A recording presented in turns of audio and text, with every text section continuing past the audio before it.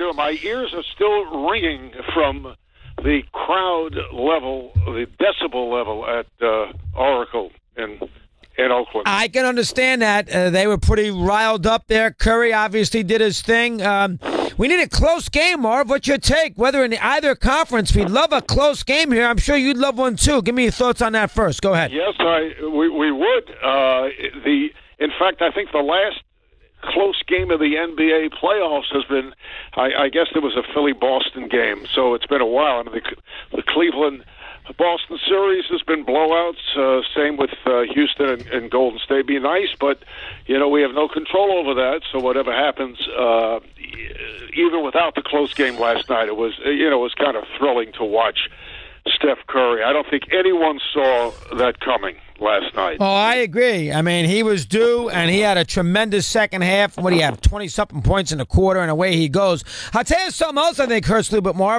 And now you're not going to have a problem with it now. Now they're okay. They're in good shape. If you notice, both teams that won the game twos in routes in the second half, Houston and Boston, those 3 days off, I think it hurt their rhythm. Boston, nothing going on Saturday. Houston, nothing going on last night. I think that little gap hurt the two teams off the wins in game twos. What's your take on that for a sec? It may have, and it probably helped Steph Curry. When anyone is injured in the playoffs, you ask them, or they're asked at the various news conferences, how you feeling? Coaches being asked, and everybody says he's good. He's okay, and you never believe it. Now, Chris Paul might have a problem with his leg, that he suffered that leg injury in game 2 and did not look very, very good last night. So I had thought that the 3-day rest would help him. I thought it would help Curry, and as you say, it may not have in the big picture helped Houston because they had come off such a solid performance, and they were just completely opposite last night because they got nothing from their bench. They couldn't get P.J. Tucker set up in the corner for shots. Ariza didn't do what he did in game 2. And their bench is limited. I mean, it's basically a 7 or 8 man rotation. So the rhythm or the lack of may certainly have hurt them. Now you've done all these great teams for eons, Marv. How good is this Golden State team historically in your eyes? Oh, I think they will go down. Of course, they have to win this year, win the finals, but I think they'll go down as one of the great teams in the history of the NBA. Oh, do you really? Wow. Oh, yeah, they have 4 or maybe 5 Hall of Famers. And then if you look at some of the other great teams, the Chicago Bulls had 2, maybe 3 when Rodman was there because he is in the Hall of Fame. Right. So you're talking Jordan, Pippen. Let's see, you go back, the Knicks had 5 Hall of Famers. Certainly the Celtics and the Lakers had 4 or 5. So not that that's the measuring stick, but still, this team is incredible. They really are. The way they play, it reminds me of the old Celtics, old Knicks, the old Lakers, with passing the ball, which we did not see in Game 2. They were not able to swing the ball. They were taken out of it defensively. It was a completely different story. But usually, and I know Steve Kerr says he likes to get, I never heard of this, is a new stat. This is a new analytical discovery. He wants to get 300 passes every game. I saw that. I saw that. And 3 per possession. And usually they win when they get 300. That's a lot of passes. It's funny, though. On the other hand, Houston sets records with dribbling. It's crazy the way it's like the complete contrast in what they do, because Harden, who did not have a good game last night, but Harden dribble, and it's kind of like old-style isolation basketball. Yeah, it's very tricky, and it's a lot easier to have 300 passes and wins when it's Durant, Thompson, and Kerr you're passing the ball to. That's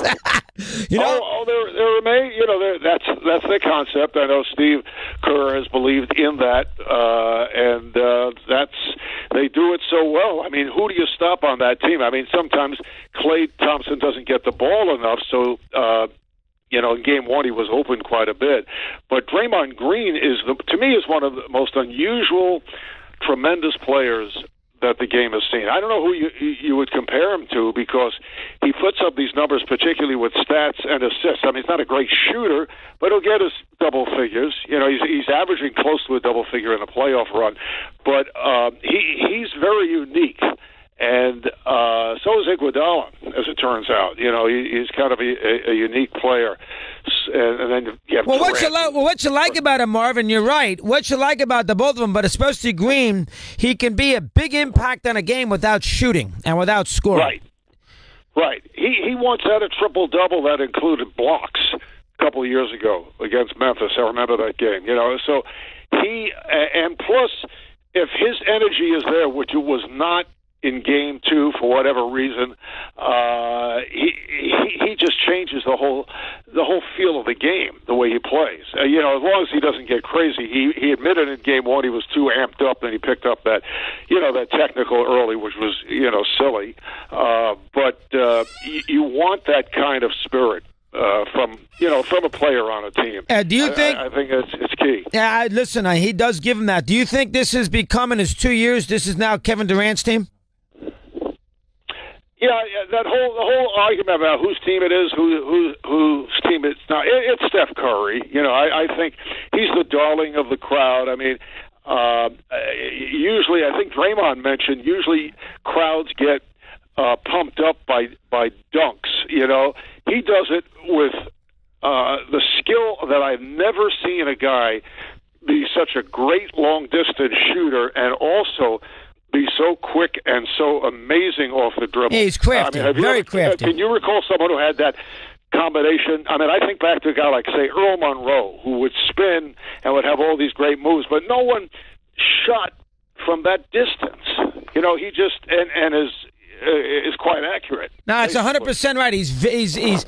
I was thinking a little bit of Pistol Pete, because he could shoot long distance, and he was, he was a magician with the ball, as is of course Curry, but Pistol Pete was more of an individualist, while Curry fits in a little bit. While Curry fits in a little bit more with the ensemble of a ball club. How about that for a sec? Go ahead. I agree. You know, Pistol Pete was, I thought, at his best when he was coming off the bench at the end of his career with the Celtics, because all he was about during his college days, and he was coached by his dad, Press Maravich, and right.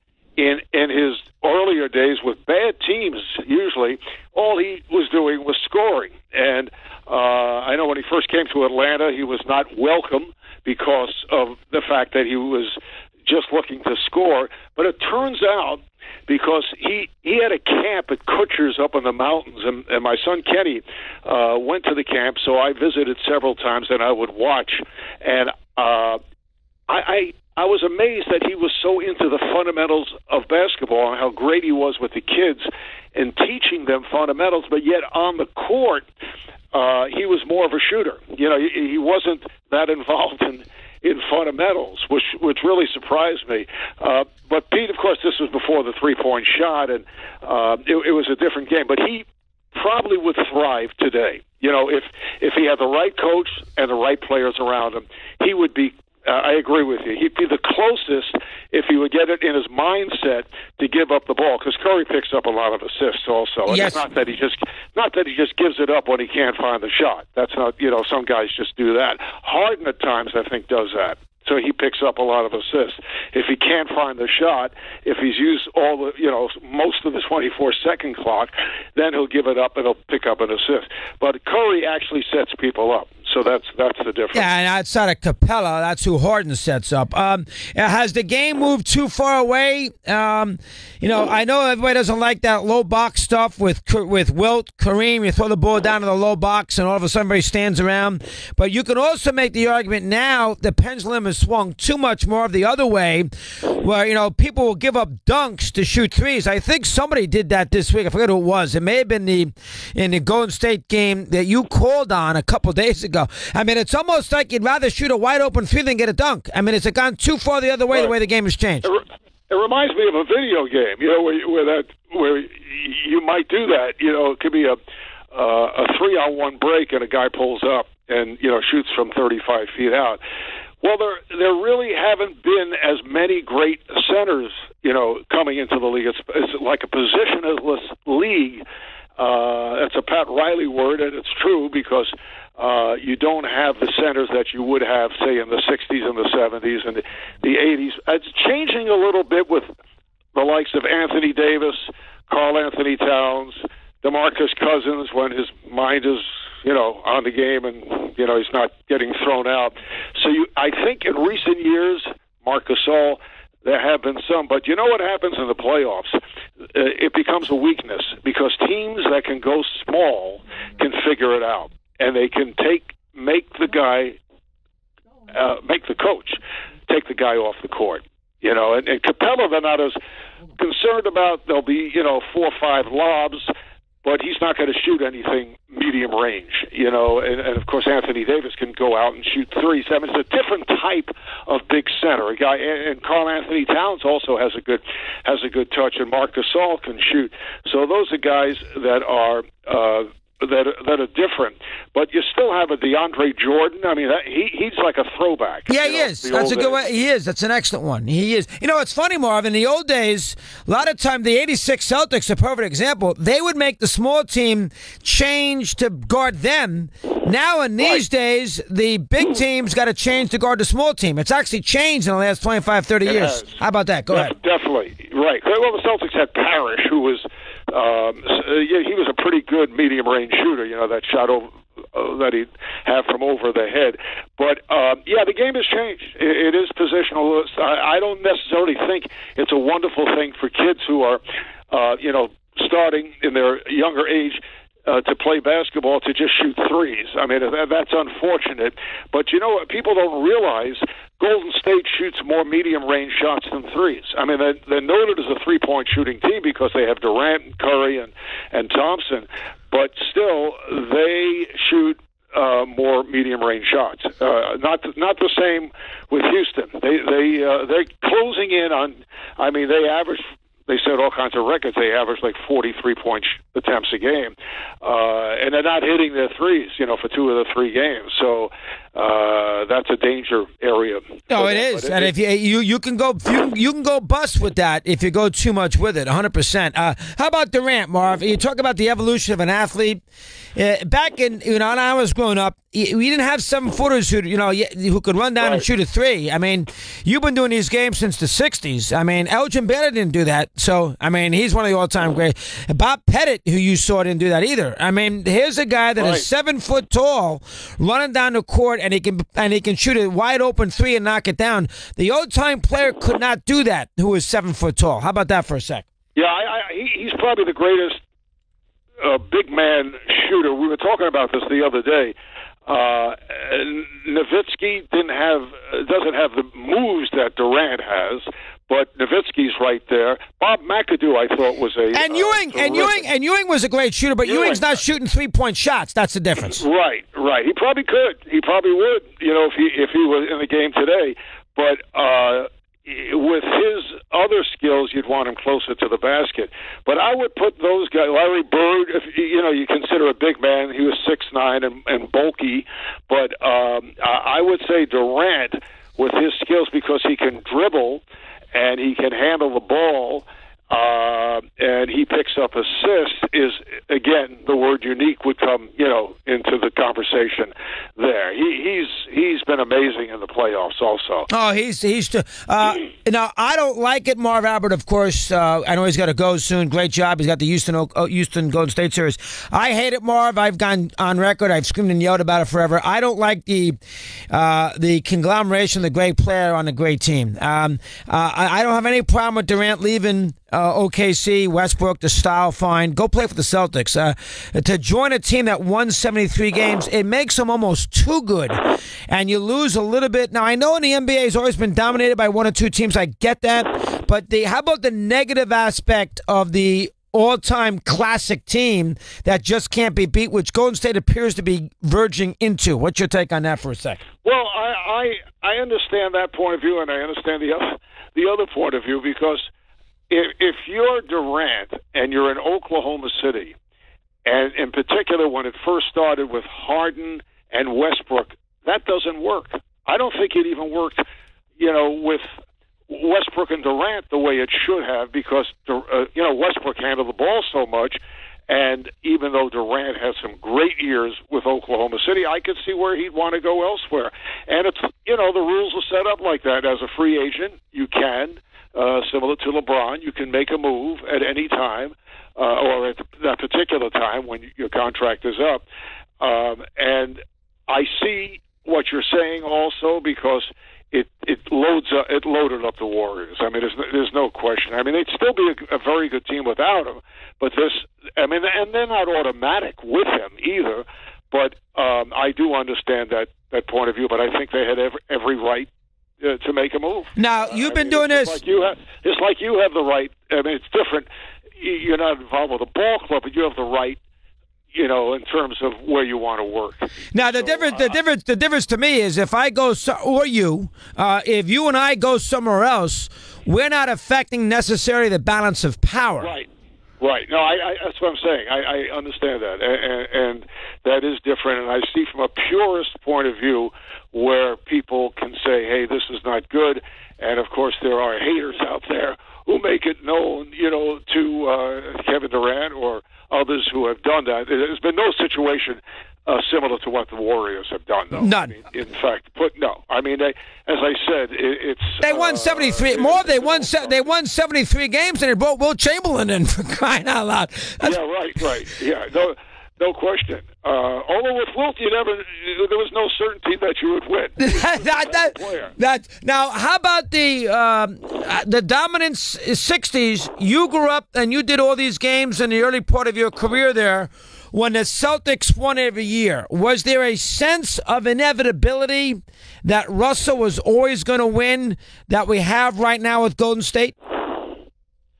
Yeah, I think there was more so at that time, either with the run of the Celtics, the run of the Lakers, and you had a smaller league, and you had less playoff games, so I think it was easier to go to the finals because you had an 8-team league for the most part when they were on top of their game. So there was kind of an inevitability, and the St. Louis Hawks got in one time. I remember the Syracuse Gnats when I was a kid were able to get in, but There was. I mean, that Boston team, and that was to the genius of Red Auerbach, who basically had set up his own informal scouting service way before anybody even thought of it.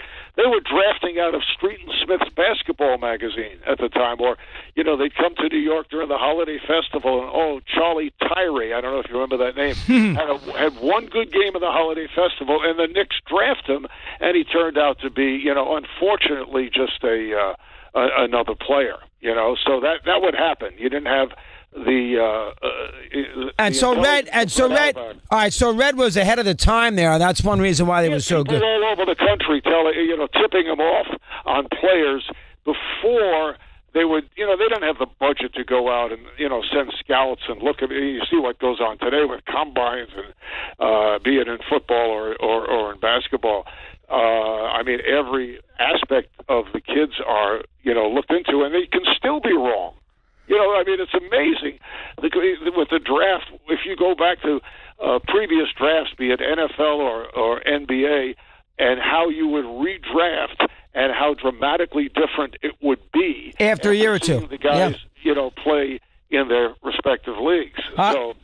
There's no guarantee. One last thing, Marv. Let's do Kerr for a sec. You work with him. I know you had a very good relationship with him. He's one of your all-time favorites. You've worked with everybody, but you loved him.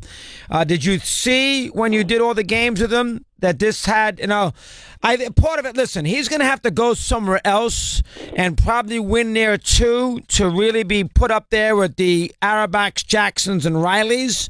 But regardless of that, did you see greatness dealing with him day in and day out for years as you did, travel and everything else? Did you see a coaching genius when you worked with Kerr all those years doing the games? In person, I would never call him a genius. He'd be very annoying. But, no, I don't think anybody could see that. Like he said to me the other day after we had a little chat before the game, he said, if I had taken the Knick job, I would be telecasting this game with you here. It might be. He might be exactly. Yeah, but I always, he was always. He's obviously an extremely bright guy, but not only in sports, but in other areas, as we've seen. And we would always, we always talk politics and, other things when we travel together. And he's also one of the most wonderful people that you can imagine, and how great he is in terms of dealing with people, be it players or, the broadcast people that surrounded him. But no, he knows you have to have the players, and this was like a perfect group with him. It's an excellent coaching staff, and he made a couple of moves that turned out to be right on. One was starting Draymond Green. This one they had Harrison Barnes, who's a decent player, but not Draymond Green, and making Iguodala such an important player and coming up with combinations, and he's like out of the box with his ideas, and the players have really bought into it, and they, like him because of his sense of humor. He's great, obviously, with the press. When he was broadcasting with me, he was also writing for Yahoo Sports. He's more than just, it's like Popovich. He's more than just a basketball coach. So you would never think that he was going to have this kind of success. You knew he was taking over a very good team, but we'll see. I'm sure he'd love to stay here for as long as possible, and he might get it. They'd love to. And they'd love to have him there as long as possible. Is he a real guy? Listen, he was always good to us, media-wise. Good guy, huh, Marv? Good guy, Kerr? He's the best. Yeah. But the best thing about him is the sense of humor. He sees things the way you do or I do. It's a different type of. He's a different type of person and has great relationships, and that's. And how about that? And how about that back? He was in major pain. I'm sure you knew all about it. Is his back okay right now? Well, he's still. The shame of it is, it's on and off. I can tell when he's hurting, and if you see him at the press conferences, sometimes you can tell. Really? Wow. And he can't have the full joy of what's taking place. He's going through pain from time to time. And you can tell. And you can tell. Just looking at him, Marv can tell. Yeah. Wow. Yeah. Oh yeah. No question. Let's get give me a good ball. I want to hear a couple of big yeses in the fourth quarter tomorrow night in a tight game. Can I get that? It'll be dedicated to you. Marv, good to talk to you. Appreciate it very much, pal. Okay, Chris. Take care. Marv Albert, thoughts with him as far as the NBA is concerned.